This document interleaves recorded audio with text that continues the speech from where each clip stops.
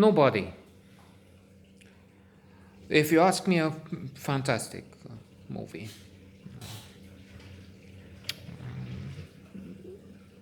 Even if this viewer is not really interested in horror movies, which this one becomes at one point,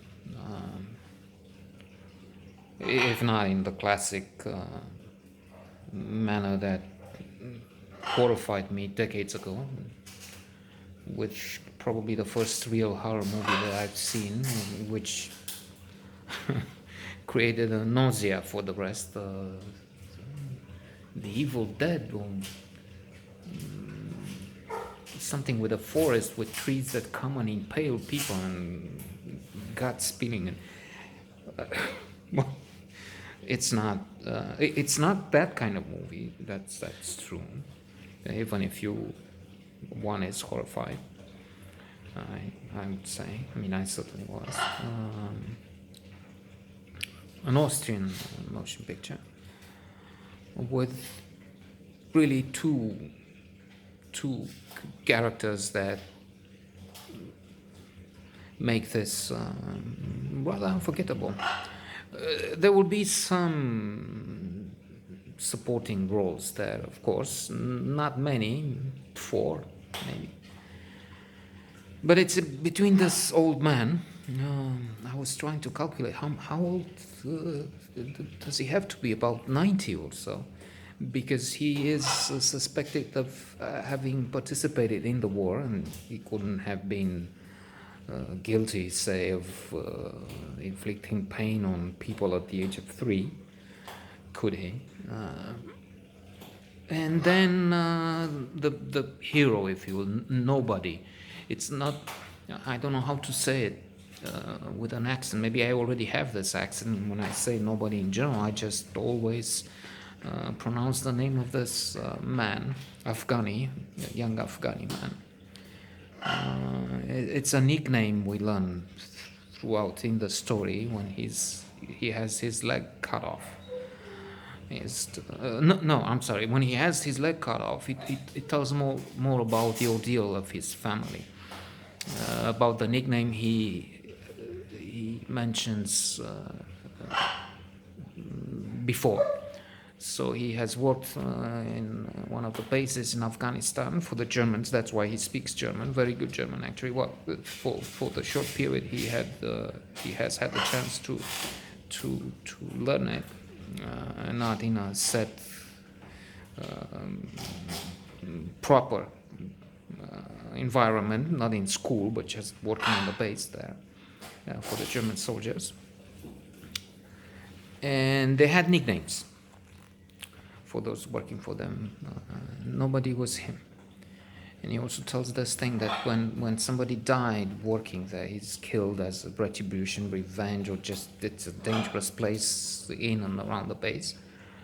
And the family comes, they say, Hamid? We don't know Hamid. We know Nobody. We know Mickey Mouse. We don't know. And it shows a sort of a contempt, a lack of respect that people in the West, I would say in general, have manifest so often again towards immigrants with nationalistic parties that have gained so much power and so much of racism. So this is clearly one issue in this movie.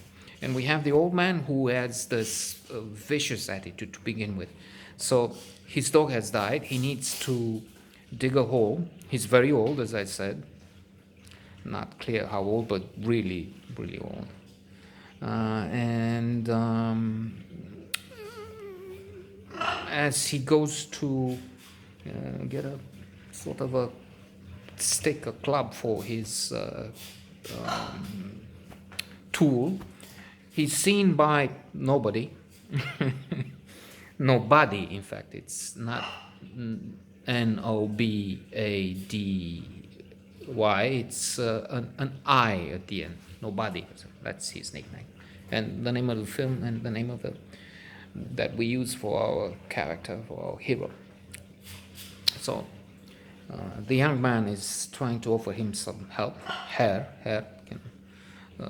The old man is, to begin with, and for a long, long time, very, very hostile, very vicious, very vile, to say the least. He hires him to, in the end, after insistence, and okay, I'm not able to do this. Okay, let me use this guy. He offers. The young man asks for, I don't know how much, 8 euros, 7 per hour or something.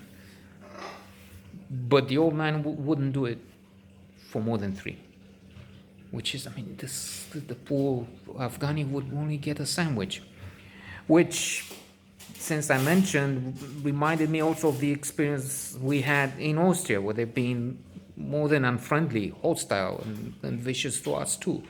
Our car was slowing down in winter and needed some additive, something to be put in the diesel, and they wouldn't tell us that, I don't know, 20 gas stations. Assistants looking down on it. Finally, after 20 stops, somebody said, okay, you need to buy for, I don't know, 20 Deutschmarks, $10 this additive, put it in, and indeed it worked.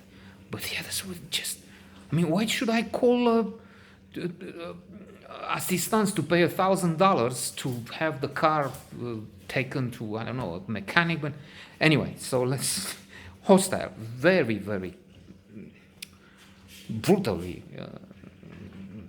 vicious. I mean, not as it happens with this guy, with Nobody, because as I said, 3 euros. Give me the phone. You're not supposed to talk on the phone. Well, and the man is already in pain, in trouble, because he has had an accident. He has a hole in his leg, which is getting into gangrene. So then at one point, the tables are turned. And indeed, our man, who might or might not be an ex-Gestapo officer or something, clearly he has had some medical training. He has been a paramedic.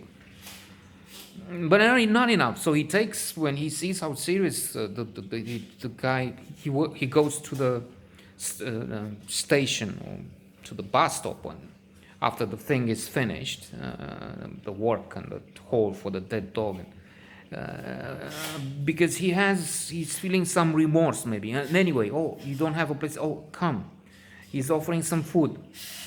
He can't help it. He has this very, very vile side. He's putting on the table dog food. Pork, you don't eat pork. Let me give you some beef. But the beef he's offering is from a can for his dead dog. So he has some dog food he's not using anymore. The dog is dead, so let's give it to the Afghani. I mean, you see what I'm saying. And the splendor of this film is that we have such complicated characters. The Afghani, poor guy, is the victim, is nice, is likable, he's trying to survive in such an environment. I mean, and we can't help but feel pity for him. But he does steal something at one point. So nobody's perfect. And the vile old man, after showing this inhumanity, this loathsome character, tries to help. Furthermore, he takes him to the vet. Over the vet, he does something else, catastrophic. But let me not tell you all the movie, because our huge audience, I'm sure, I'm just joking, of course, will want to see this.